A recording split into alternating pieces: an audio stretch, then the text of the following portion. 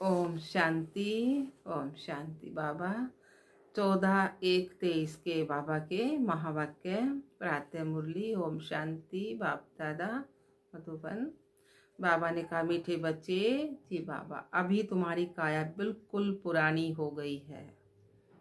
अभी हमारी काया बिल्कुल पुरानी हो गई है। बाप आए हैं तुम्हारी काया कल्प वृक्ष समान बनाने। तुम आधा कल्प के लिए अमर बनते हो ना। प्रश्न दिया बाबा ने, इस वंडरफुल नाटक में कौन सी बात बहुत ही समझने की है? ये वंडरफुल नाटक है ना, इसमें कौन सी बात बहुत समझने की है? उत्तर दिया है, इस नाटक में जो भी एक्टर्स पात्रधारी है उनका चित्र केवल एक ही बार देख सकते हैं, फिर वही चित्र 5000 वर्ष के बाद देखेंगे। 84 जन्मों के 84 चित्र बनेंगे और सभी भिन्न भिन्न होंगे। कर्म भी किसके साथ नहीं मिल सकते। जिसने जो कर्म किए वह फिर 5000 वर्ष बाद वही कर्म करेंगे। ये बहुत ही समझने की बातें हैं। तुम बच्चों की बुद्धि का ताला अभी खुला है। तुम यह राज सबको समझा सकते हो। गीत आया है, भोलेनाथ से निराला कोई नहीं। ओम शांति।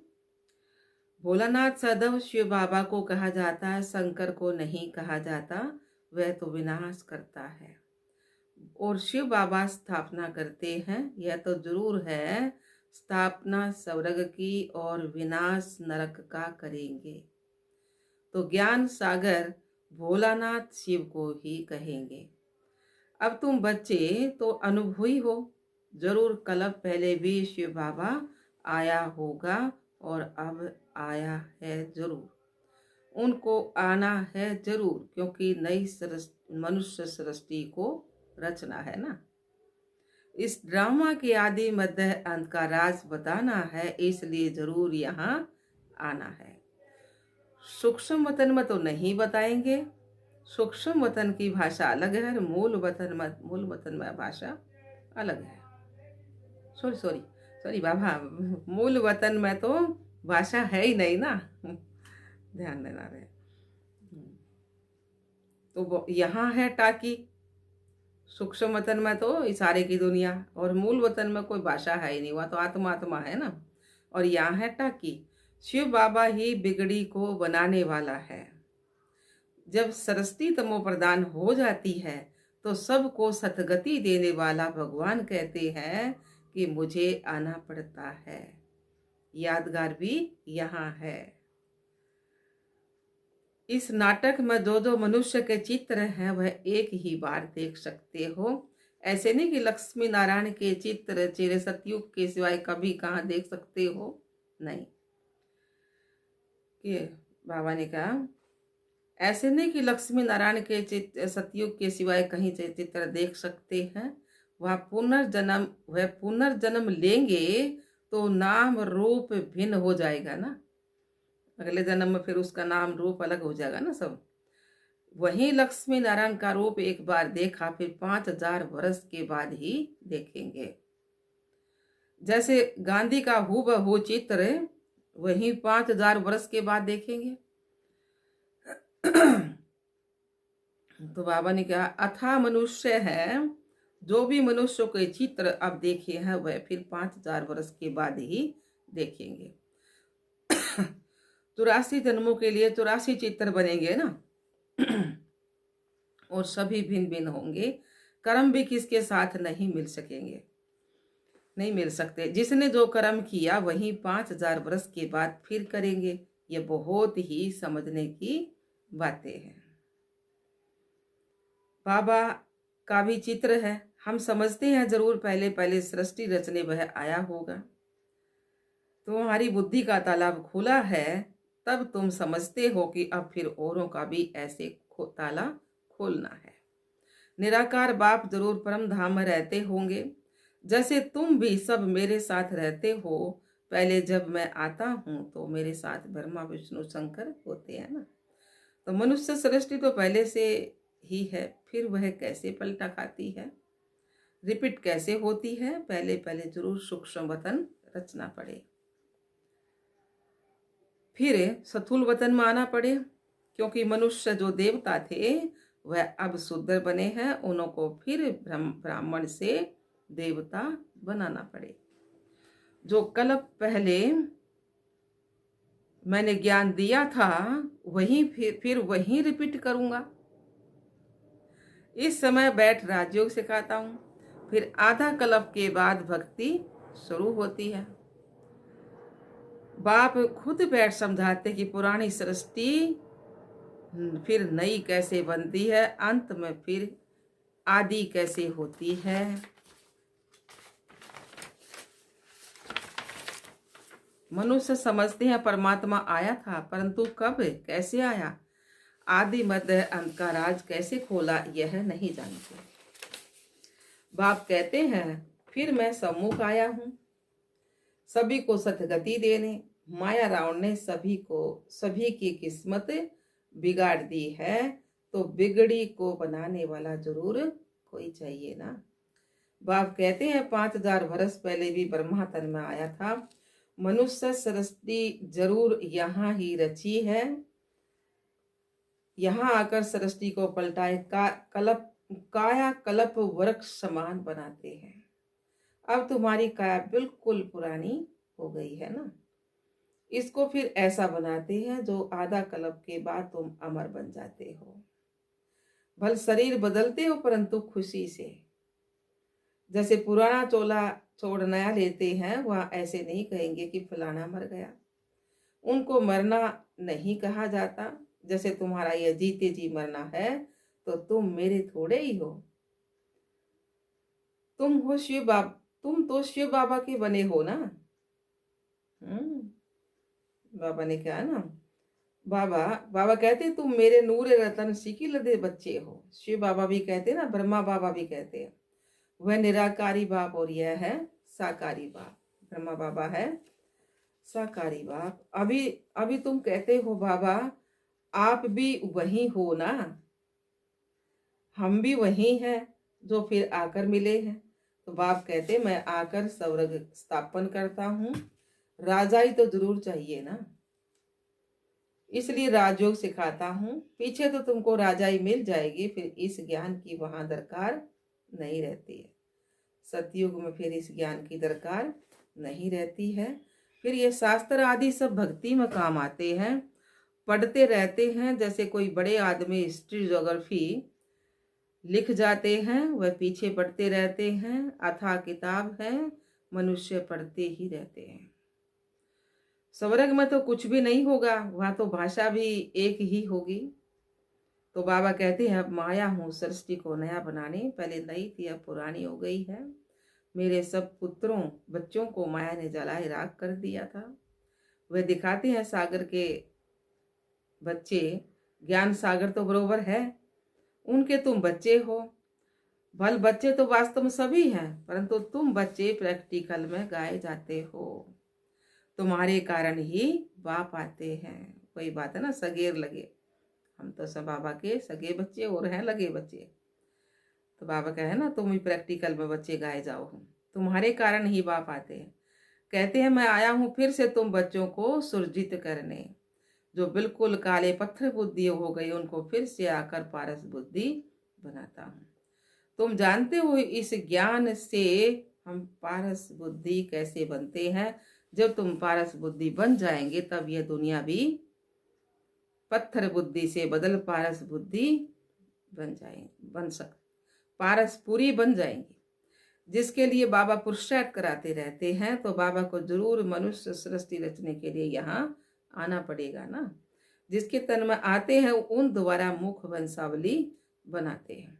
तो यह हो गई माता, कितनी गहरी बात है तो यह मेल।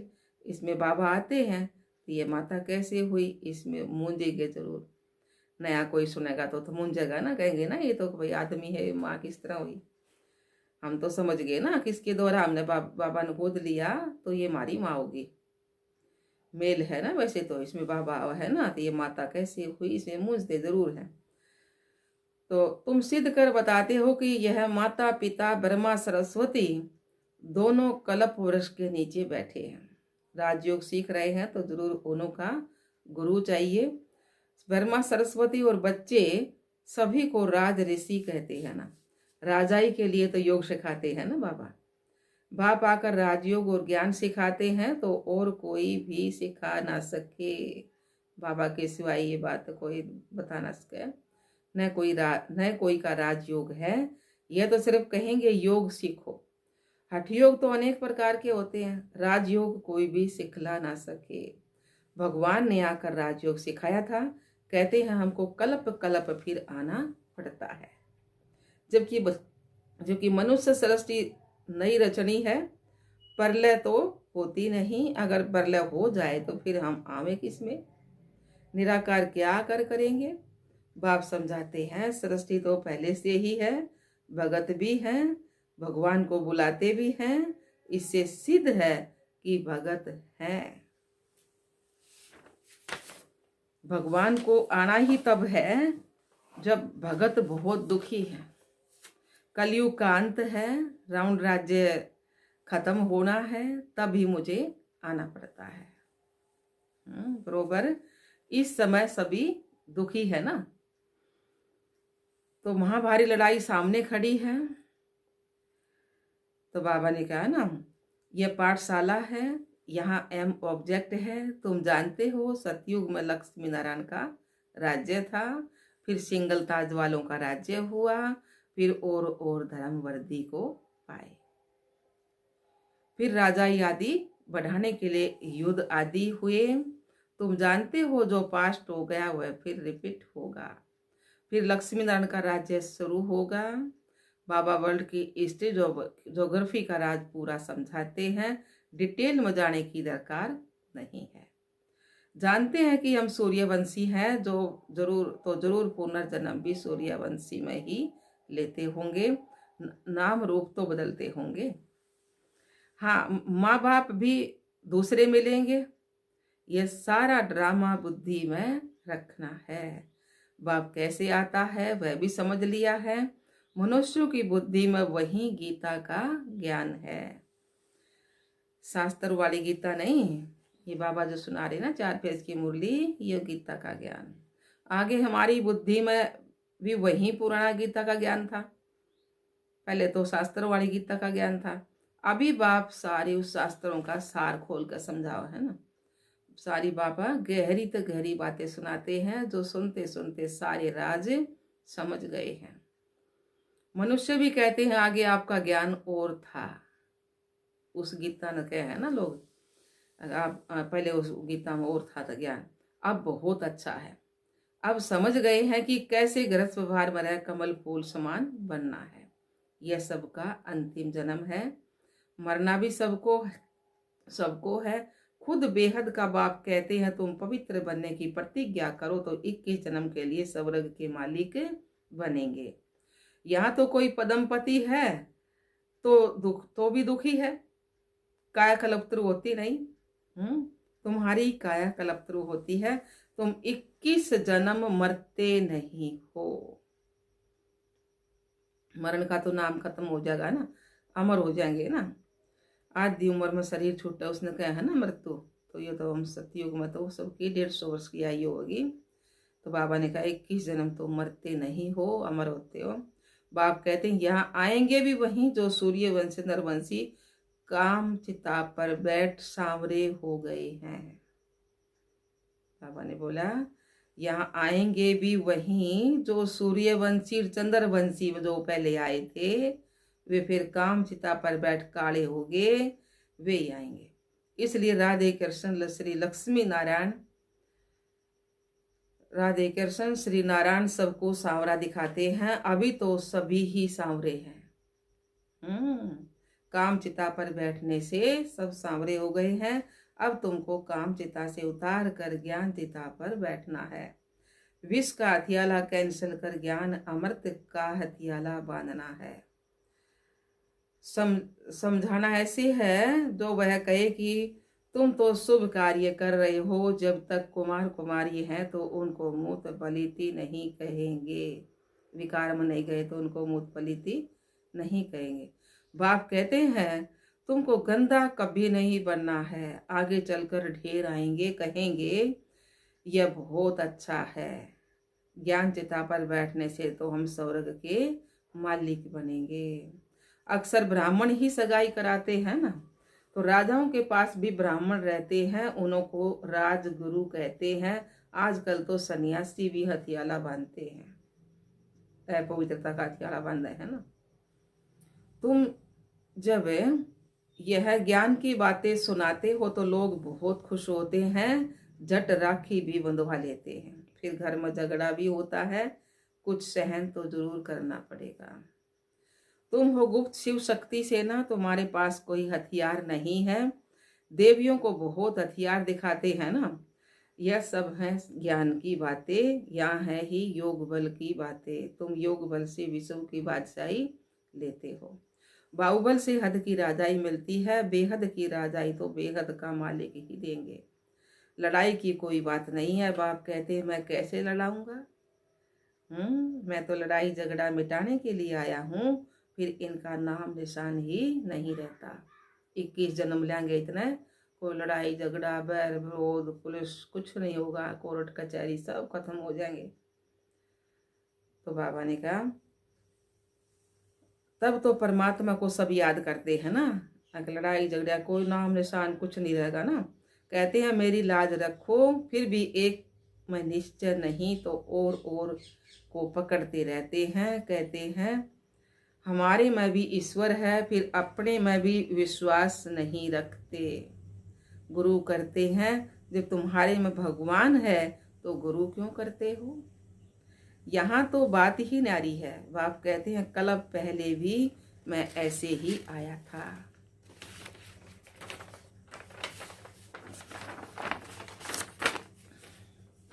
जैसे अब आया हूँ। अब तुम जानते हो कि रास्ता बाप कैसे बैठ रचना करते हैं।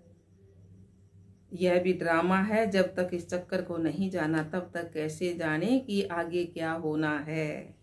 कहते हैं यह कर्म क्षेत्र है, हम निराकारी दुनिया से पारट बजाने आए हैं, तो तुमको सारे ड्रामा के क्रिएटर डायरेक्टर का मालूम होना चाहिए। हम सब एक्टर्स तो जान गए हैं कि यह ड्रामा कैसे बना हुआ है। यह सृष्टि चक्रवर्ती को पाता है, जबकि अब कलयुग का अंत है, तो जरूर सतयुग स्थापन होना चाहिए। तो इस चक्कर की समझानी बिल्कुल ठीक है, जो ब्राह्मण कुल के होंगे वह समझ जाएंगे।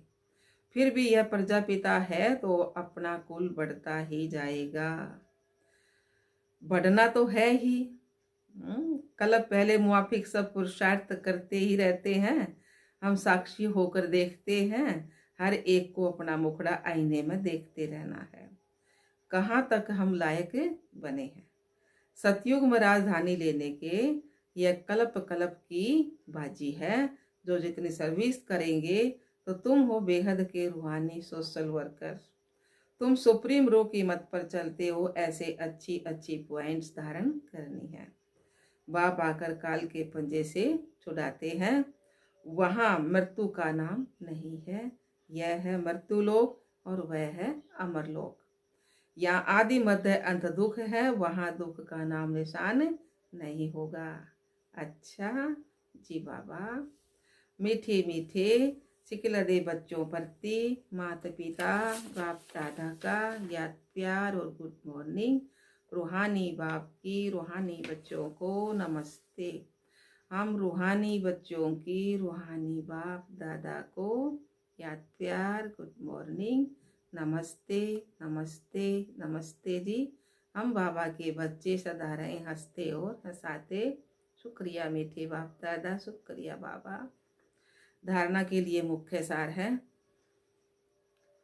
हम निराकारी और साकारी दोनों बाप के सिकलदे नूरे रतन हैं। निराकारी और साकारी दो बाप हमारे, दोनों बाप के हम लाडले नूरे रतन हैं। हम शिव बाबा के जीते जी वारिस बने हैं, इसी नशे में रहना है।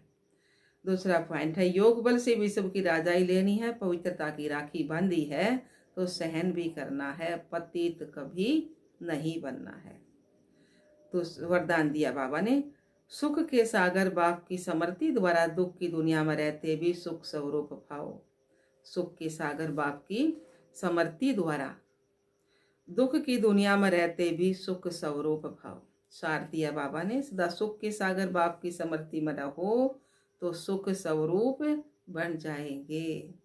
चाहे दुनिया में कितना भी दुख है, शांति का प्रभाव हो, लेकिन आप न्यारे और प्यारे हो, सुख के सागर के साथ हो, इसलिए सदा सुखी, सदा सुखों के झोले में झूलने वाले हो।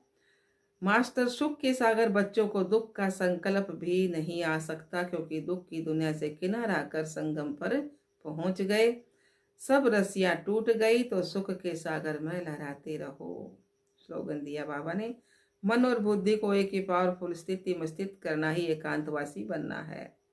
मन और बुद्धि को एक ही पावरफुल स्थिति में स्थित करना ही सुख एकांतवासी बनना है। अच्छा बाबा, ओम शांति। सरूत बाबा ने कहा, मीठे बच्चे, अभी तुम्हारी काया बिल्कुल पुरानी हो गई है। बाप आए हैं तुम्हारी काया कल्प वृक्ष समान बनाने। तुम आधा कल्प के लिए अमर बनते हो। प्रश्न दिया बाबा ने, इस वंडरफुल नाटक में कौन सी बात है बहुत ही समझने की है? उत्तर आया, इस नाटक में जो भी एक्टर्स पार्टधारी है ना, उनका चित्र केवल एक ही बार देख सकते हैं, फिर वही चित्र 5000 वर्ष के बाद देखेंगे। 84 जन्मों के 84 चित्र बनेंगे और सभी भिन्न भिन्न होंगे। कर्म भी किसके साथ नहीं मिल सकते। जिसने जो कर्म किए वह फिर 5000 वर्ष के बाद ही कर्म करेंगे। ये बहुत ही समझने की बातें हैं। तुम बच्चों की बुद्धि का ताला भी खुला है, तुम ये राज सबको समझा सकते हो। गीत आया है भोलेनाथ से निराला और कोई नहीं। ओम शांति बाप दादा, ओम शांति।